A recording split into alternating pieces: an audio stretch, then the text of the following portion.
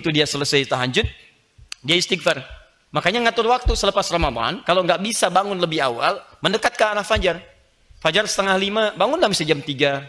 Siap-siap dulu, kan? Mandi macam-macam, sholat.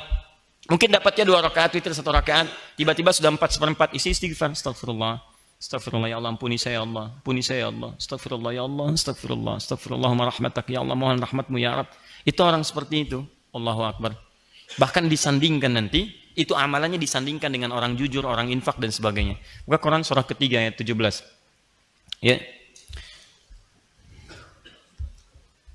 As-sabirina was-sadiqina wal-qanitina wal-munfikina wal-mustaghfirina bil ashar. Itu mustaghfirina bil ashar, orang-orang yang rajin istighfar di waktu sahar, waktu menjelang fajar. Itu disandingkan dengan orang sabar. Disandingkan dengan orang jujur, sadiqina. Wal-qanitina disandingkan dengan orang khusyuk yang sering tawakal kepada Allah.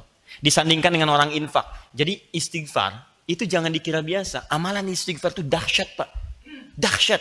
Itu bisa senilai dengan infak, senilai dengan sabar, senilai dengan khusyuk kepada Allah. Makanya banyak para ulama kalau punya waktu singkat, dia ingin memohon dengan banyak, dia hanya akan istighfar.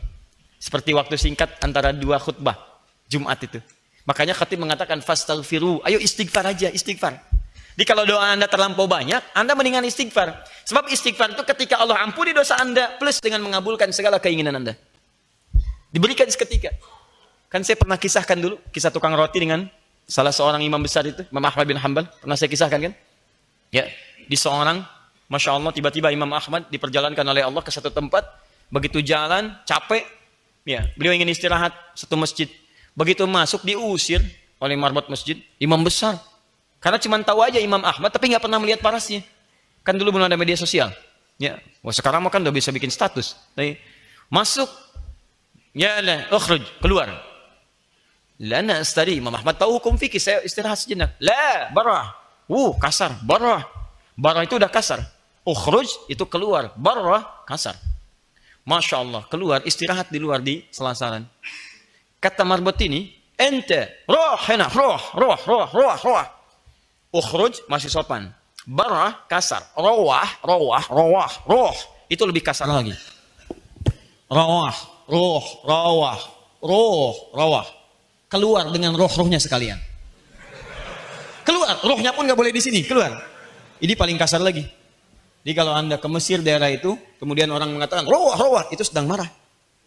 Roh, anta roh. Iya, saya punya roh di sini. Roh, saya punya roh. Gak usah dilawan, sedang marah. Begitu diusir, Muhammad belum paham, saya mau istirahat, capek diusir. Begitu jalan, sedang jalan, tiba-tiba tukang roti sedang nyusun adonan begini, dia melihat. Ya Syekh, Masya Allah, inzil huna. Syekh, kelihatannya kok capek, istirahatlah di sini. Istirahatlah Imam Ahmad, memang capek. Begitu sedang istirahat, diperlakukan dengan luar biasa indahnya, sopannya, takrimnya. Tiba-tiba tukang roti ini bikin adonan. Setiap dia membuat, dia selalu istighfar. Astaghfirullahaladzim. Tata istighfar lagi. Imam Ahmad paham. Tahu beliau, cuma ingin menguji, dia bertanya. Ya Syekh, katanya, Masya Allah, ya kisana, saya perhatikan Anda setiap membuat sesuatu, Anda istighfar. Ma faidatu istighfar ini? Apa sih manfaat dari istighfar itu? Masya Allah. Wallahi, kata beliau ini, tidak pernah saya mengerjakan sesuatu dan saya selingi dengan istighfar, disandingkan dengan istighfar, kecuali Allah selalu kabulkan apa yang saya mohonkan kepada Allah. Cuman satu aja yang belum terkabul sampai sekarang. Apa itu? Wallahi saya bermohon kepada Allah supaya saya sebelum meninggal atau orang itu meninggal, saya berjumpa dulu. Saya ingin berjumpa dengan Imam Ahmad bin Hanbal. Sampai sekarang belum terkabulkan. Saya bermohon kepada Allah sebelum saya wafat atau sebelum sang imam wafat, saya ingin bertemu dengan beliau. Saya istighfar, belum terkabulkan. Kata Imam Ahmad, Allahu Akbar, mana? Ya Allah, rupanya ini yang memperjalankan saya dari tempat saya tinggal. Masuk ke masjid sampai keluar dari rumah Allah, ditempatkan di tempat Anda gara-gara istighfar kamu itu. Allahu Akbar. Jangan lakukan pada saya. Astagfirullah. Repot saya. Wah biasa. Isi. Dan faedah istighfar itu tinggi. Salah satunya jadi penghuni surga tingkat 2. Level kedua VIP tinggi. Astagfirullah. Dan kita akan terjaga. Karena orang istighfar itu, dia mengembalikan kondisi dirinya dari yang kotor jadi baik. Dia tobat dari dosa.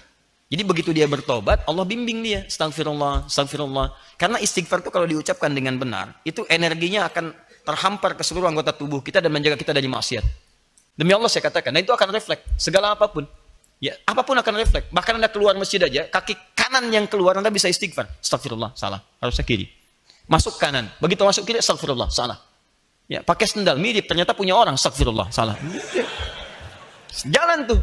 Nggak ada astagfirullah salah, pakai aja astagfirullah, astagfirullah, nggak ada begitu. Betul. Semua gitu ya, gambar yang macam-macam segalanya.